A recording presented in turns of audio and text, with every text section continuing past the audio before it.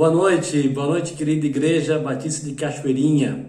Hoje, dia 28 de fevereiro, estamos já aqui em Manaus, eu e minha família, praticamente já há um mês.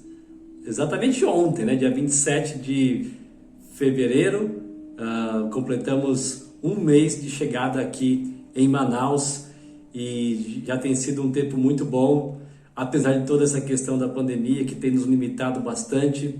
E já ficamos assim com muita saudade mesmo de poder estar com os irmãos, de poder pastorear a igreja, participando do dia a dia de forma bem ativa, pessoalmente, presencialmente, mas não tem problema, vamos fazendo as coisas acontecerem na dependência do Senhor, desse jeito como nós temos feito, não é mesmo? Então, vamos para mais um tempo agora de reflexão na Palavra de Deus. Eu quero convidar você a abrir sua Bíblia em João, capítulo 14. Deixe já a sua Bíblia aí aberta no Evangelho de João 14. Nós vamos ler daqui a pouco os primeiros versículos deste capítulo. Deixe-me começar fazendo uma pergunta. Você já recebeu notícias tristes? Aquele tipo de comunicado que você não estava esperando e que vem com conteúdo, com alguma informação que te abala ou que te abalou. Talvez uma dispensa do trabalho, uma não aprovação em um vestibular ou concurso, um roubo, um furto de um bem material, despedida de alguém querido que foi morar em outra cidade, em outro estado, talvez em outro país. E aquela horrível notícia do falecimento de uma pessoa amada. São notícias difíceis, não são mesmo? Eu me lembro do dia 15 de novembro de 2016, quando recebi a triste notícia do falecimento do meu tio. Eu me lembro do dia 8 de novembro de 2017, quando recebi a notícia do falecimento de uma amiga muito querida, uma irmã em Cristo, chamada Márcia. Eu me lembro do dia 28 de abril de 2019, a notícia do falecimento logo ali na madrugada daquele dia, da morte do meu irmão mais novo. Existem notícias difíceis de serem recebidas. E notícias assim, muitas vezes, nos faz lembrar de um cântico. Pelo menos no meu caso, eu me lembro de um cântico que diz assim: há momentos que na vida pensamos em olhar atrás. É preciso pedir ajuda para poder continuar. E clamamos o nome de Jesus. Ele nos ajuda a carregar a cruz. Nessa semana, nós recebemos a notícia do falecimento da irmã Gerisa. O Senhor deu a ela 87 anos de vida. Foi um presente para toda a Igreja Batista de Cachoeirinha, todos os seus familiares. Temos recebido notícias de pessoas queridas que estão sofrendo com o falecimento dos seus amados. Nossa oração é que Deus conforte a todos eles. Os discípulos de Jesus também receberam uma notícia da morte e despedida do Senhor Jesus. Isso aconteceu lá em João capítulo 13. Em João capítulo 13, Jesus começou a fazer um discurso que envolve o capítulo 14, 15 e 16 de João, terminando com a oração no capítulo 17. Mas em João 13, versículo 33, Jesus, então, reunido com seus discípulos, diz para eles que ele iria para um lugar aonde eles não poderiam ir. Um pouquinho mais à frente, no versículo 36, Pedro pergunta então: mas Senhor, para onde vais?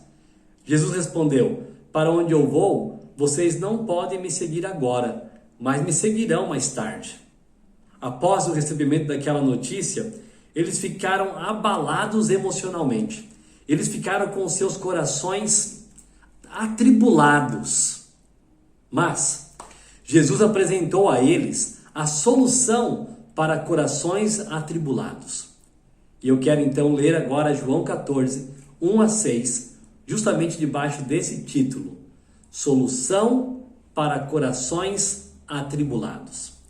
Diz assim o texto então da palavra de Deus: não se perturbe o coração de vocês, creio em Deus e creio também em mim. Na casa de meu pai há muitos aposentos. Se não fosse assim, eu lhes teria dito: vou preparar-lhes lugar. E se eu for e lhes preparar lugar, voltarei e os levarei para mim, para que vocês estejam onde eu estiver. Vocês conhecem o caminho para onde eu vou. Versículo 5. Disse-lhe Tomé: Senhor, não sabemos para onde vais. Como então podemos saber o caminho? Respondeu Jesus: Eu sou o caminho, a verdade e a vida. Ninguém vem ao Pai a não ser por mim. Jesus, ele notou o abalo emocional dos seus discípulos. Jesus ficou atento ao que estava acontecendo no coração deles. Jesus, então, aqui, ele demonstra um amor sacrificial. Por quê? Porque Jesus estava ali a poucas horas de ser preso, de ser maltratado, de ser levado à cruz, mas ainda assim a atenção dele se voltou aos seus discípulos e não a si mesmo. Humanamente falando, quem precisava de ajuda era Jesus, mas foi ele quem tomou a atitude de consolar seus discípulos. Aprendemos aqui que Jesus é atento às nossas fraquezas. Jesus é atento aos nossos limites emocionais. Jesus é atento ao que acontece em nosso coração. Ele não é um Deus distante. Ele não é um Deus que fica longe de nós. É um Deus que habita com aqueles que têm um coração quebrantado. Ele conforta os seus seguidores. Ele ministra, ele cuida, ele tem compaixão de nós. Por isso, a solução para corações atribulados é crer em Deus e em Jesus Cristo. O que significa crer em Jesus Cristo para se encontrar alívio para corações atribulados? Vejamos então 2 significados do que é crer, nas próprias palavras de Jesus aqui em João 14, de versículos de 1 a 6. Em primeiro lugar, leamos novamente o que diz o versículo 1. Não se turbe ou não se perturbe o coração de vocês. Jesus está atento ao que acontece em nossos corações. Creio em Deus, creio também em mim. Essa é a solução. A solução para um coração atribulado é crer em Deus. A solução para um coração que está perturbado é crer em Jesus. Mas o que significa crer em Jesus? Em primeiro lugar, crer em Jesus significa crer nos planos dele. No versículo 2 ele diz: na casa do meu pai há muitos aposentos. Se não fosse assim, eu lhes teria dito: vou preparar-lhes lugar. Ele tem um plano. E no plano de Jesus, envolve o preparo de um lugar para os seus. Ele foi preparar um lugar para os seus discípulos. Ele foi preparar um lugar para os seus seguidores. Ele foi preparar um lugar para pessoas como nós hoje, que cremos nele. O versículo diz que há muitos aposentos. Ou seja, muitas moradas, muitos lugares preparados para aqueles que creem nos planos de Jesus. Há um cântico que diz assim, né? Ele foi nos preparar mansões celestiais. Falemos de Cristo mais e mais. Ele foi nos preparar mansões celestiais. Mais do que pensar nas moradas em si, que tipo de construção, que tipo de mansão, nós devemos nos alegrar, porque ali, nos céus, haverá muitas moradas, muitos lugares. Então, consequentemente, muitas pessoas vão estar com ele. Muitas. Algumas já estão tendo esse prazer de se encontrar com o nosso Senhor. Mas muitos outros chegarão até ele um dia. Louvemos então ao Senhor por isso. Ele disse assim, nos seus planos, né? Vou preparar-lhes lugar. Jesus estava explicando então para os seus discípulos a respeito do plano dele de ir preparar um lugar, ou seja, essa ida era necessária, e quem seria beneficiado seriam os próprios discípulos. Ele tinha que ir. Ia causar uma certa dor, ia causar uma certa dor por causa desse afastamento, mas ainda assim, quem seria beneficiado seria a igreja, os seus discípulos, aqueles que creem nele. E ele também afirma, se não fosse assim, eu lhes teria dito. Jesus estava falando a respeito dos planos dele aos discípulos que deveriam crer em seus planos. Como ele disse isso, um pouquinho mais à frente, né? Lá em João 15:15, ele disse assim, já não os chamo servos, porque o servo não sabe o que o seu senhor faz. Em vez disso, eu os tenho chamado amigos, porque tudo o que ouvi do meu Pai, eu lhes tornei conhecido. Jesus colocou isso novamente para os discípulos um pouquinho mais adiante aqui nessa conversa que eu já disse, que começou em João capítulo 13, vai até João 16, terminando com a oração do capítulo 17. Jesus estava cuidando dos seus amados discípulos. Jesus estava cuidando daqueles que creem nele. Jesus estava compartilhando os seus planos. Então, lembremos-nos, Jesus é o nosso amigo. Jesus é totalmente confiável. Seus planos devem trazer paz aos nossos corações. O versículo 3 também diz, ainda aqui dentro dos seus planos, que ele voltará para buscar os seus. Olha o que diz o versículo 3 mais uma vez. E se eu for e lhes preparar lugar, voltarei e os levarei para mim, para que vocês estejam onde eu estiver. Ele tem uma promessa aqui. Ele faz uma promessa, a promessa da volta. Voltarei e os levarei para mim. Cristo voltará e levará os seus discípulos, ou seja, a igreja dele, pessoas como nós, que hoje declaramos que cremos nele, que já nos entregamos a ele. Então, ele virá buscar aqueles que creem nele. Alguém poderia dizer, olha, mas Jesus falou isso lá atrás, quase 2000 anos atrás, e ele ainda não voltou. Bem, isso só pode nos fazer lembrar do seguinte, ele não falha. Então, o que ele prometeu se cumpre. Então, nós estamos vivenciando dias mais próximos ainda da volta dele. Ele não mente, ele é verdadeiro. Aqui, então, temos uma referência ao que chamamos de arrebatamento. Lembrando o texto de Paulo escrevendo aos Tessalonicenses, capítulo 4, versículo 17. Aqui não é uma referência à segunda volta propriamente dita, aquela volta na qual Jesus voltará dos céus e colocará os seus pés nos montes das oliveiras, ou seja, colocará os seus pés de volta aqui neste mundo. Mas como o próprio versículo diz aqui, a promessa de Jesus envolve voltar e levar. Eu voltarei e os levarei para mim. Jesus volta então até os ares e volta levando a sua igreja para os céus. Exatamente isso que diz aqui. Eu voltarei e os levarei para mim. Isso está bem relacionado então a 1 Tessalonicenses 4, 16 e 17, que diz assim: pois dada a ordem, com a voz do arcanjo e o ressoar da trombeta de Deus, o próprio Senhor Jesus, descerá do céu, e os mortos em Cristo ressuscitarão primeiro. Depois disso, os que estivermos vivos, seremos arrebatados, seremos tirados deste mundo, juntamente com ele nas nuvens. Como ele disse, voltarei e os levarei para mim. É o que diz o final do versículo, ou melhor, no meio do versículo 17. Para o encontro com o Senhor nos ares.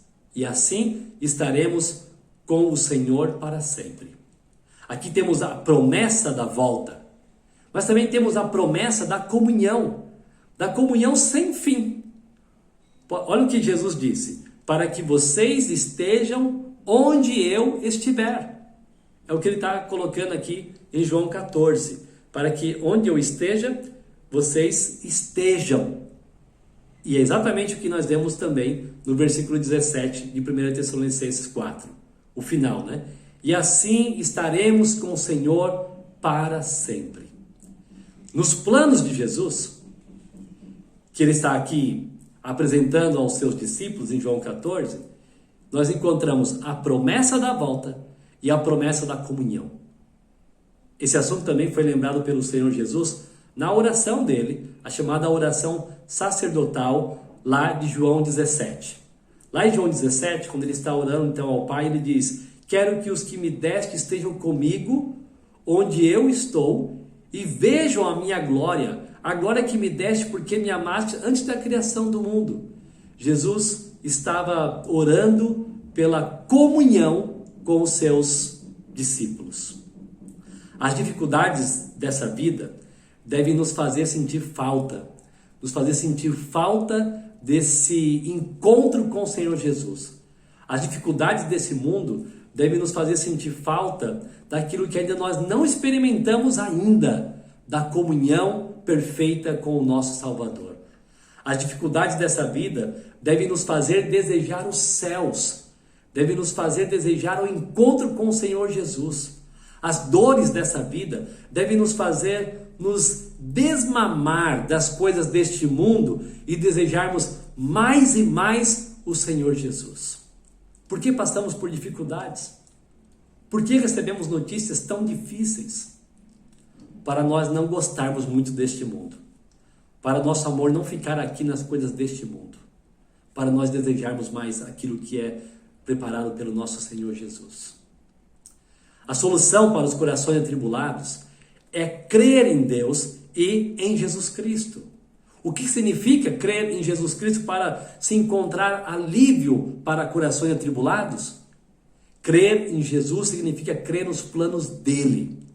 Mas além de crer nos planos dele, que envolve essa promessa de retorno, de levar a igreja para junto dele, essa promessa de comunhão perfeita e eterna, crer em Jesus significa também crer nele como o Filho de Deus.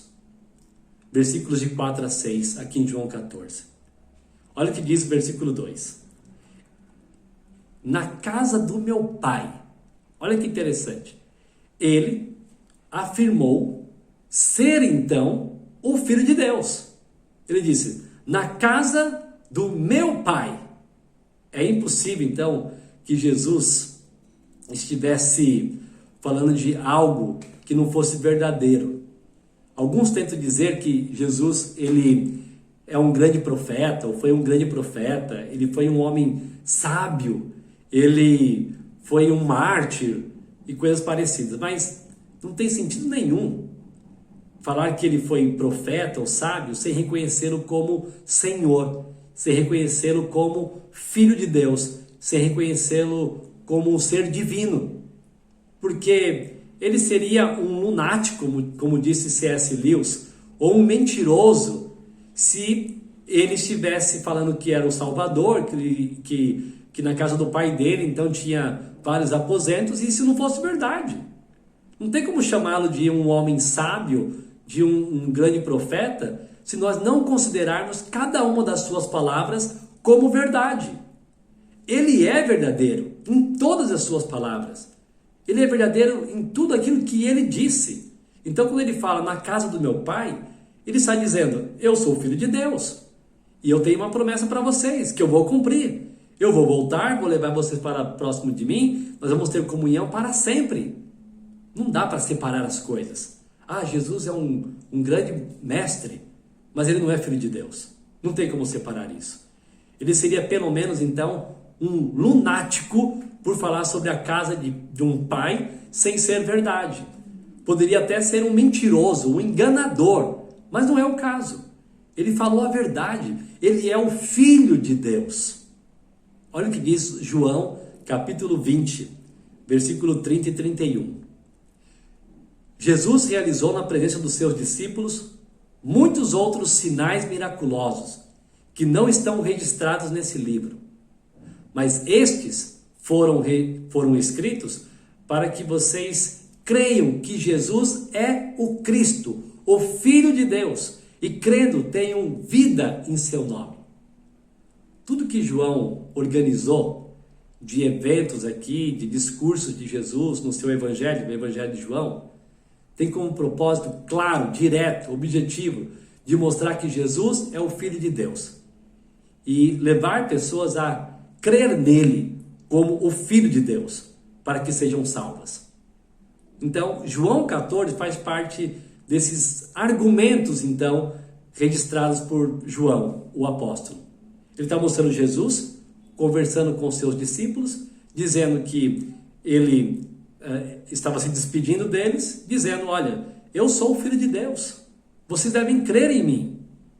Crer em Jesus significa crer nele conforme aquilo que ele ensinou, conforme aquilo que ele afirmou. Significa que devemos crer que ele é o Filho de Deus de forma indiscutível. E ele também afirmou ser o único acesso a Deus. O único acesso a Deus. Versículo 6. Ninguém vem ao Pai a não ser por mim. Quando nós, então, temos esse relacionamento com Jesus, quando nós entendemos que Ele tem planos perfeitos, quando nós entendemos que Ele é genuinamente o Filho de Deus, isso vai trazendo paz ao nosso coração. Porque vamos entendendo que nós não estamos vivendo neste mundo de forma abandonada ou como órfãos, mas temos um Deus que se importa por nós. Temos o Filho de Deus que tem um plano especial para nós. Temos o Filho de Deus que está recebendo lá nos céus aqueles que creem nele e que têm partido, como nós temos visto nesses últimos dias. Ele afirmou ser o único acesso a Deus. Ninguém vem ao Pai a não ser por mim. Ele é o único acesso a Deus, sendo o caminho. Existe uma expressão antiga que diz: todos os caminhos levam a Roma. Essa era uma expressão antiga, usada especialmente no auge do Império Romano. O Império Romano construiu muitas estradas por todo o Império conquistado, e eram estradas boas, foi um grande avanço daquele império, tanto que facilitou. Olha como é interessante, o que eles fizeram facilitou na providência divina para que houvesse a expansão do Evangelho nos dias de Jesus e dos apóstolos. E aí surgiu aquela expressão: todos os caminhos levam a Roma. Tá, isso pode até ser verdadeiro quando se pensa em algo literalmente falando, como os caminhos lá de Roma. Mas não tem nada a ver com a expressão semelhante que algumas pessoas dizem: todos os caminhos levam a Deus, ou que todos os deuses são, de alguma maneira, um só Deus. Não tem nada a ver. A verdade bíblica, clara, direta, objetiva, é que existe um só Deus. E Jesus é o único caminho até Ele.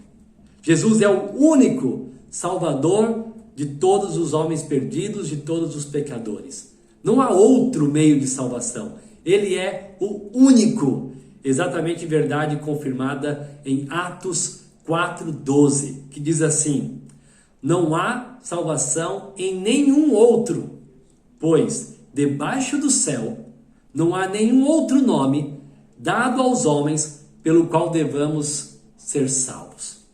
Jesus é o único meio de salvação. Jesus é o único nome dado entre os homens pelo qual devamos ser salvos.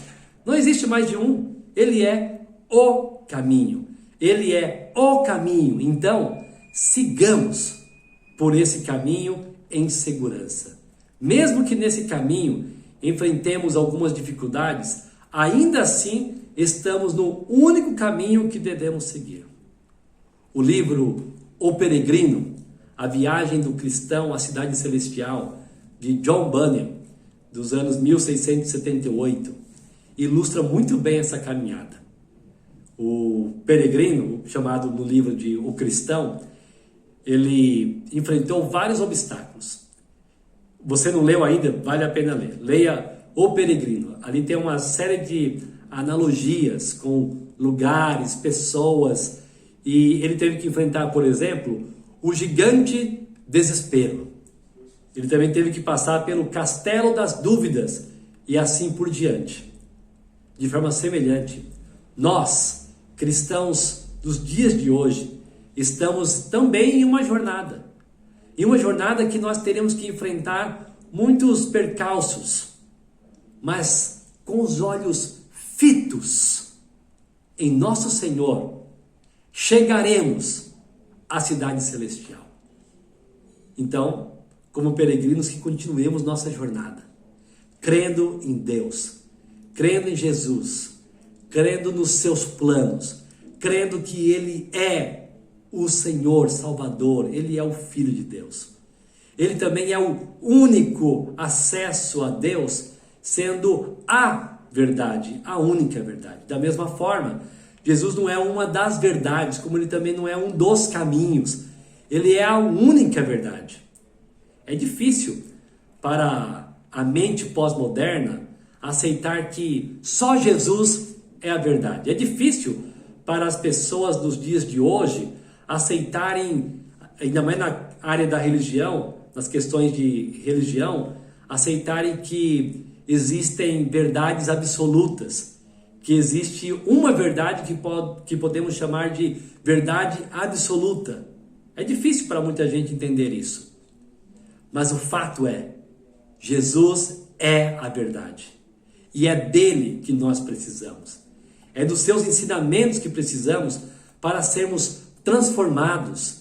É dos seus ensinamentos preciosos que nós precisamos para crescermos na graça, dia após dia. Nós precisamos das verdades de Jesus. Tome cuidado com teorias, com aquelas ditas verdades defendidas pela ciência, pelos teóricos acadêmicos. Tome cuidado. Se são verdades, elas não podem contradizer aquilo que nós encontramos nas palavras de Jesus. Porque Jesus é a verdade. Desejemos então mais de suas palavras. Desejemos mais daquilo que o Senhor Jesus tem a nos oferecer. Busquemos então nas Escrituras algo mais sobre o Senhor e não nos afastemos dele, jamais. Você se lembra daquela conversa também de Jesus com os discípulos, especialmente com Pedro, que está registrada lá em João capítulo 6? Algumas pessoas ouviram o sermão de Jesus, se desanimaram, começaram a se afastar. E aí no versículo 66 a gente lê assim: daquela hora em diante, muitos dos seus discípulos voltaram atrás e deixaram de segui-lo. Se desanimaram. Jesus então perguntou aos 12: vocês também não querem ir? Simão Pedro lhe respondeu: Senhor, para que iremos? Tu tens a palavra de vida eterna. Nós cremos e sabemos que és o Santo de Deus. Irmãos, que seja da mesma maneira em nossas vidas. Tem gente que não vai entender, tem gente que vai achar que religião é uma coisa complicada, que existem vários caminhos que conduzem a Deus, e aí não vão aceitar alguns confrontos que Jesus apresenta na sua palavra, mas que respondamos como Pedro: tu tens a palavra de vida eterna. Nós cremos e sabemos que és o Santo de Deus. Então nós vamos caminhar seguindo o Senhor. Jesus é o único acesso a Deus, sendo o caminho. Jesus é o único acesso a Deus, sendo a verdade. Jesus é o único acesso a Deus, sendo a vida. Na verdade, não há vida sem Jesus. Não há sentido para a vida sem Jesus. É por isso que muitas pessoas estão aí procurando felicidade, procurando razão de viver e não vão encontrar, se não for em Jesus, se não for no relacionamento com Jesus. Por quê? Porque Ele é a vida. Ele nos dá o sentido para viver. Ele nos dá a esperança da vida, mesmo após a morte. Se você é uma pessoa que tem vivido de uma maneira desanimada, porque não está encontrando a sua razão de viver, avalie o seu coração. Se você já tem Jesus como Senhor e Salvador da sua vida, você tem tudo o que você precisa.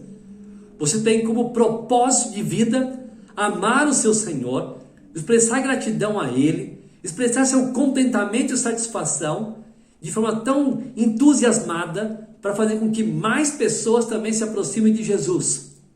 A sua vida só vai ter sentido em Jesus. Se você já crê em Jesus como Salvador, não se perca no meio das coisas que abafam a alegria dos servos do Senhor, as coisas deste mundo que tiram a alegria dos servos do Senhor. Se alegre nele.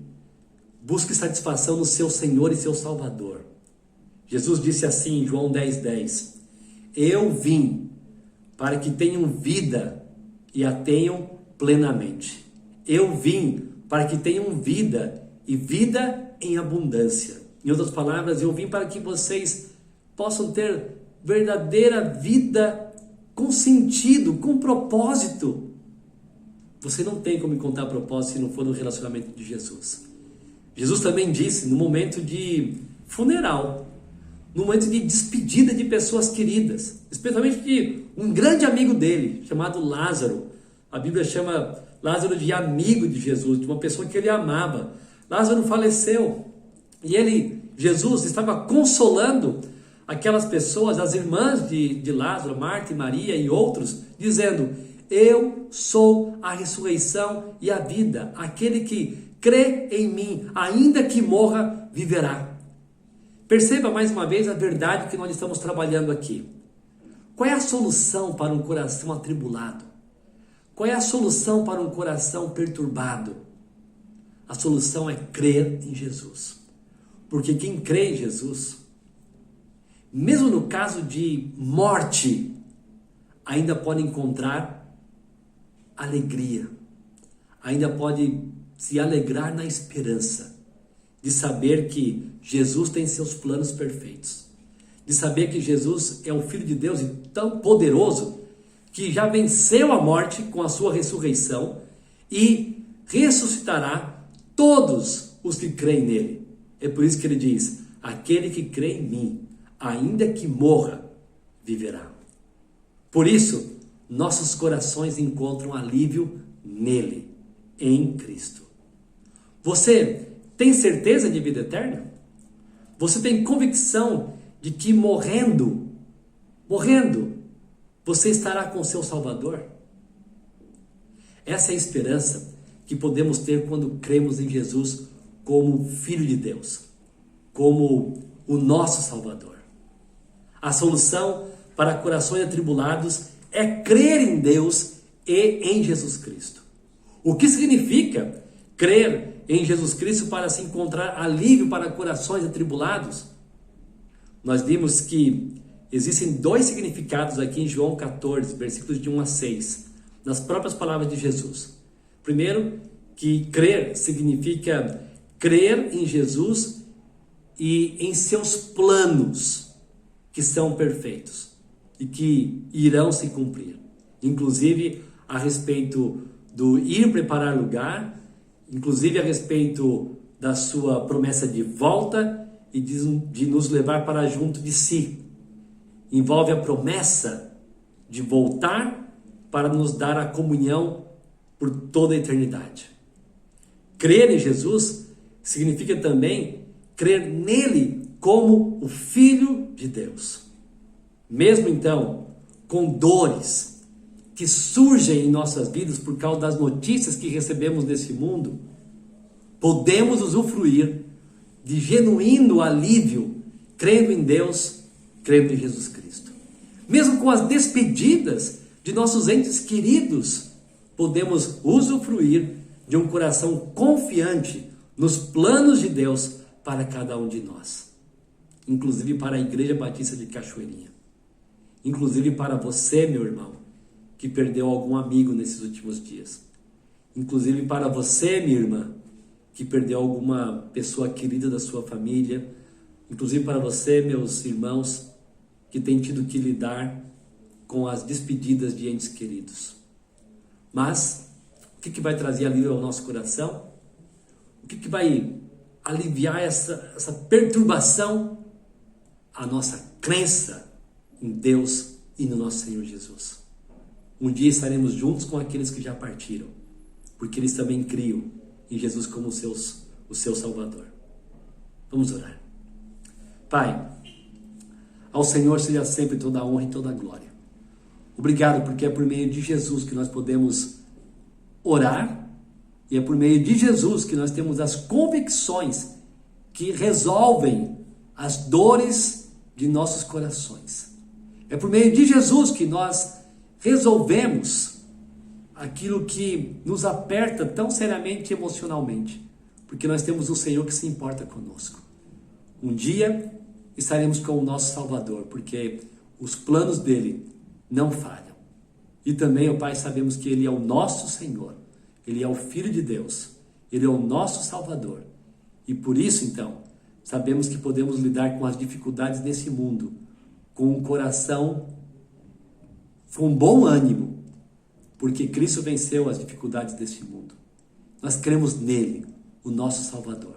Pai, traga consolo para os nossos amigos e irmãs em Cristo, irmãos em Cristo, para cada família dessa igreja que tem tido momentos difíceis nessa semana que passou, semanas atrás, meses atrás, porque estamos debaixo de uma situação que nós não temos controle, mas o Senhor tem. E nós confiamos no Senhor. Obrigado porque o Senhor cuida de nós. Ao Senhor seja então toda a honra e toda a glória. Amém.